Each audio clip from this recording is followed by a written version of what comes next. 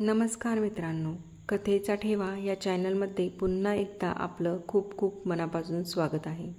आज आपण कष्टाळू आई एक प्रेरणादायी मराठी कथा पाहणार आहोत। सर्वांच्या डोळ्यात पाणी आणणारी अशी ही कथा आहे। चला तर मग ऐकूया ही प्रेरणादायी कथा।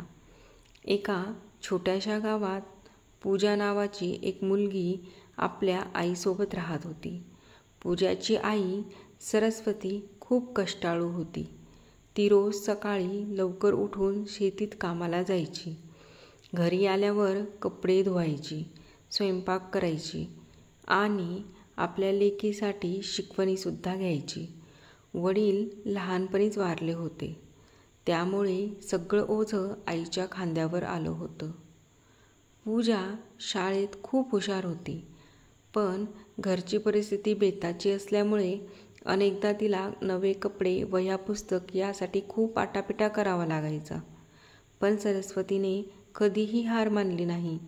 तिनं काम करून, मोलमजुरी करून आपल्या लेकीला शिकवलं। एकदा पूजाला शाळेच्या अभ्यासासाठी संगणक लागणार होता।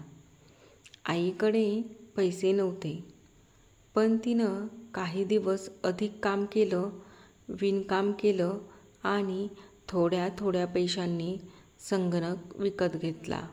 ही गोष्ट पूजाला खूप भावली। तिला समजलं की तिची आई तिच्यासाठी काहीतरी करत आहे।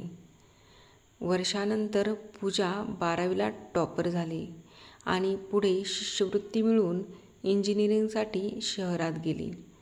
काही वर्षांनी ती एका मोठ्या कंपनीत अधिकारी म्हणून काम करू लागली। पहिला पगार आला आणि तिनं आपल्या आईसाठी एक सुंदर घर घेतलं।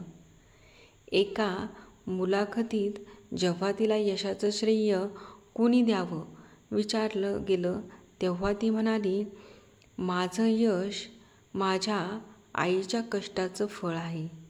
ती माझी खरी प्रेरणा आहे। ही कथा आपल्याला शिकवते की आईचे कष्ट अनमोल असतात। तिचं प्रेम निस्वार्थ असतं। तिच्या त्यागामुळे मुलं आयुष्यात मोठं यश मिळवू शकतात। तर मित्रांनो, कशी वाटली तुम्हाला कथा? आणि नक्कीच ही कथा ऐकून तुमच्या डोळ्यात पाणी आलं असेल तर अशाच छान छान कथा ऐकण्यासाठी चॅनलला लाईक करा, शेअर करा आणि सबस्क्राईब करायला विसरू नका। धन्यवाद।